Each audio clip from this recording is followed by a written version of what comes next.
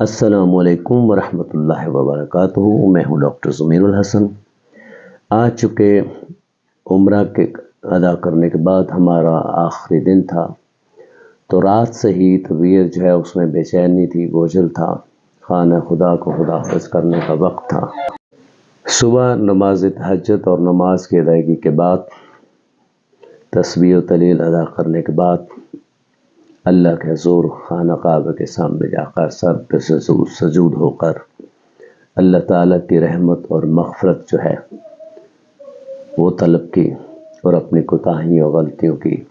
معافی کی خواستگاری کی۔ اللہ تعالیٰ فرماتے ہیں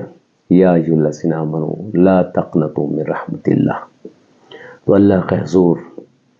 سجدہ ادا کر کے فرمایا بسم اللہ الرحمن الرحیم ربنا ظلمنا انفسنا وإن لم تغفر لنا وترحمنا لنكونن من الخاسرین ربنا لا تزغ قلوبنا بعد إذ هديتنا وهب لنا من لدنك رحمة إنك أنت الوهاب ربنا لا تؤاخذنا إن نسينا أو أخطأنا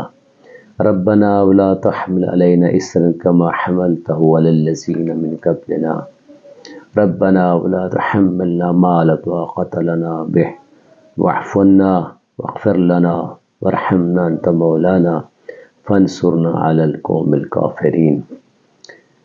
اللہ میرے بحق محمد وآل محمد اپنی رحمت میں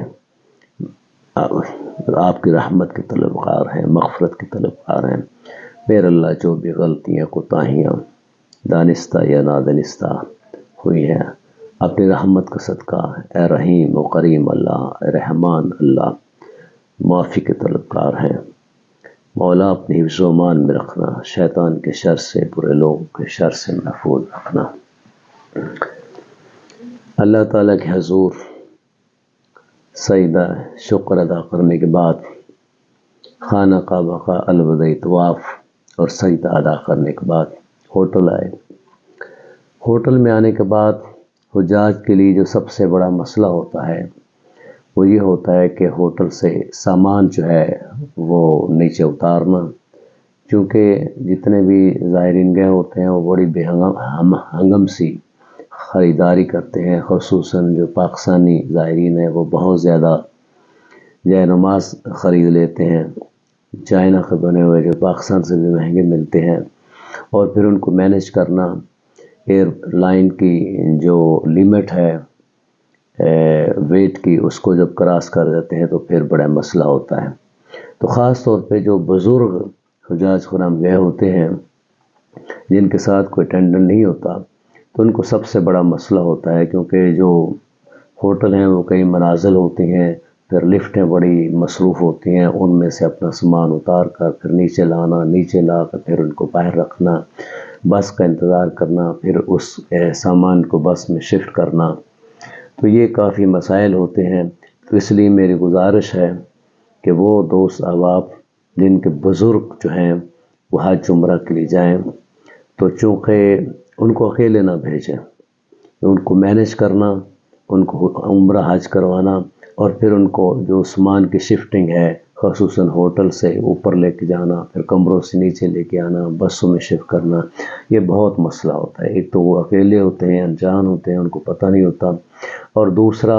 ہر بندے کو جو ہے وہ نفس نفسی ہوتی ہے، ہر بندے کی کوشش یہی ہوتی ہے کہ میرا سامان جو ہے وہ پہلے سیف ہو جائے، وہ بس میں چلا جائے۔ تو یہ بزرگ جو ہیں وہ یا تو کسی کا انتظار کر رہے ہوتے ہیں، یا پھر اگر وہ سامان خود جو ہے وہ گھسیٹ کر بس کی طرف لے کے آتے ہیں تو ان کے سانس پھولے ہوئے ہوتے ہیں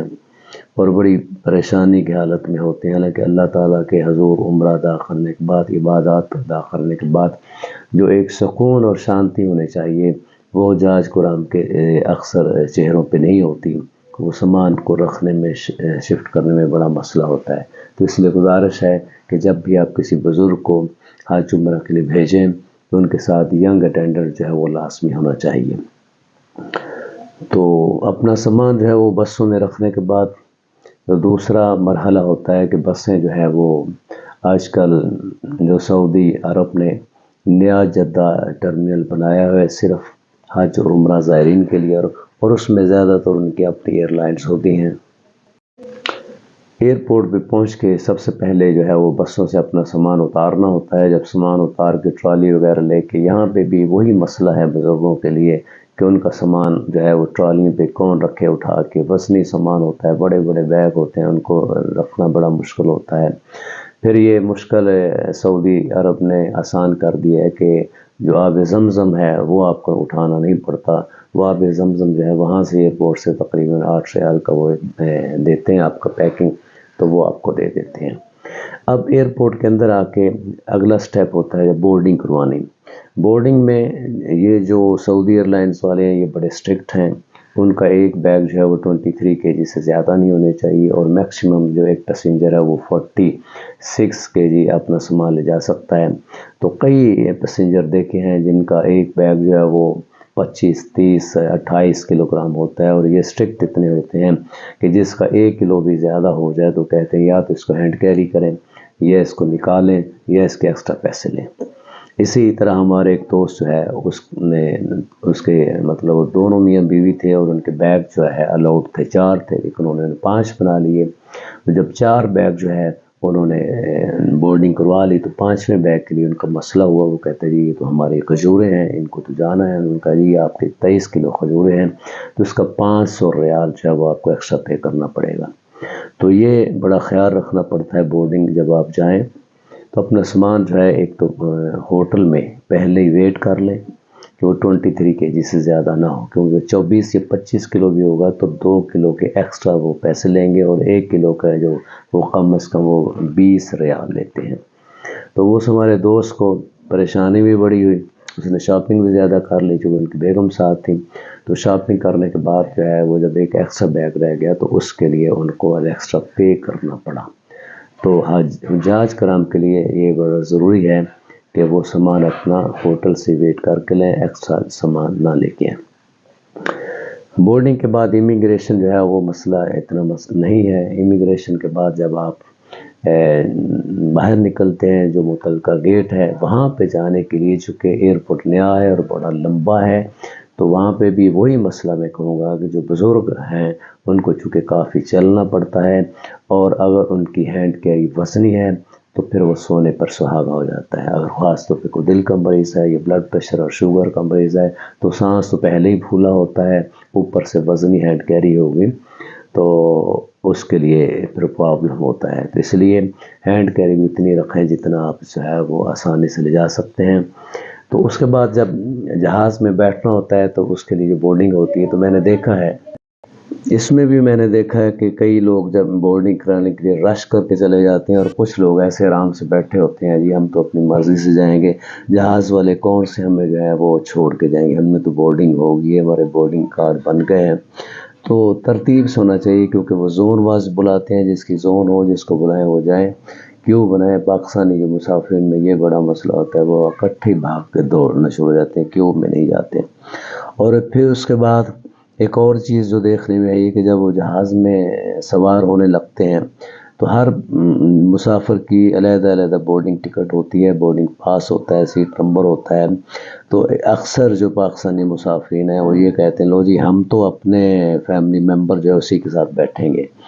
ایئر لائن والے 1000 کہتے رہے جی آپ اپنی بورڈنگ کے حساب سے تو بیٹھیں،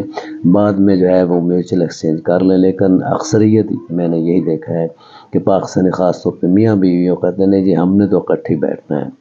تو ہمیں یہ تھوڑا سا خیال کرنا چاہیے کہ جو وہ ایئر لائن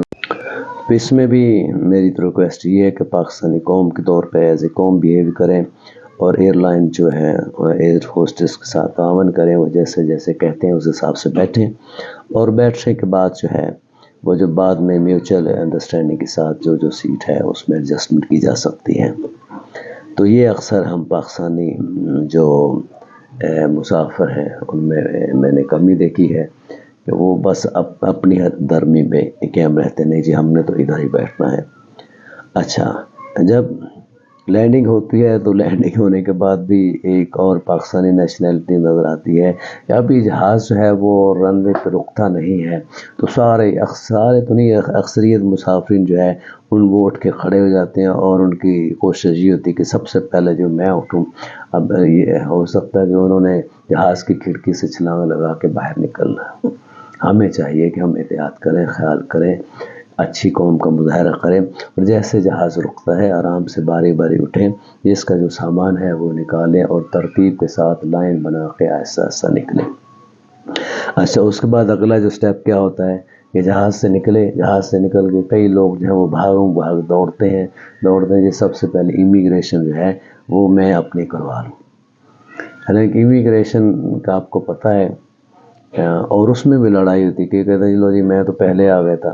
دوسرے میرے دوست کیا ہوتے ہیں وہ لائن میں لگنے کے بجائے وہ بھی آگے جو ہے وہ گھسنے کی کوشش کرتے ہیں۔ تو لائن میں جو ہے پورے انٹرنیشنل رول جو ہے کہ لائن میں ہے، جو پہلے آئے وہ پہلے آگے لائن میں لگے، جو بعد میں ہے وہ بعد میں لائن میں لگے۔